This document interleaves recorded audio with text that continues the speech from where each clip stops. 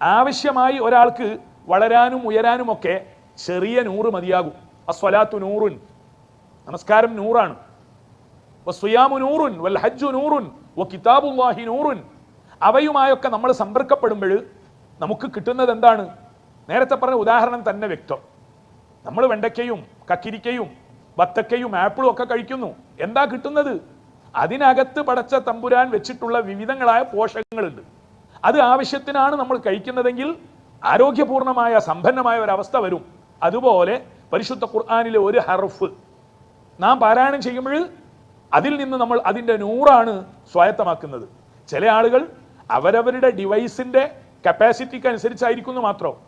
ഒരൊറ്റ മനുഷ്യൻ 2 റക്അത്ത് നിസ്കരിച്ചാൽ സമാർജിക്കുന്ന അൻവാറുകൾ ചിലപ്പോൾ വേറെ ഒരാൾ 2000 റക്അത്ത് നമസ്കരിച്ചാൽ സമാർജിക്കാൻ കഴിഞ്ഞുകൊള്ളണമെന്നില്ല.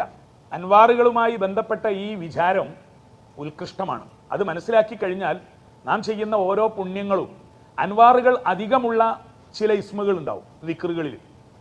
അൻവാറുകൾ തന്നെ ജലാലിയത്തിൻ്റെ 100, ജമാലിയത്തിൻ്റെ 100, അങ്ങനെയൊക്കെ ന്യൂട്രീഷന്മാർ വിറ്റമിൻ വേർതിരിക്കുന്നത് പോലെ കാൽസ്യം കൂടുതലുള്ളത്, എന്നാൽ അത് കൂടുതൽ പറ്റാത്തവരുണ്ട്, അവർക്ക് കൂടുതൽ വിറ്റമിൻ സി ആണ് വേണ്ടത് എന്നൊക്കെ വേർതിരിക്കുന്നത് പോലെ ഒരു സത്യവിശ്വാസി അവൻ്റെ ദിക്റുകൾ സ്വീകരിക്കുമ്പോൾ, അവൻ്റെ പുണ്യങ്ങൾ വർദ്ധിപ്പിക്കുമ്പോൾ അളവുകൾ നോക്കണം. അതിൽ നിന്ന് റിട്ടേൺ വരുന്നത് എന്താണെന്ന് നോക്കണം. ഇനി ഒരാളിൽ ഉണ്ടാകുന്ന എഫക്റ്റ് അല്ല മറ്റൊരാളിൽ ഉണ്ടാവുക.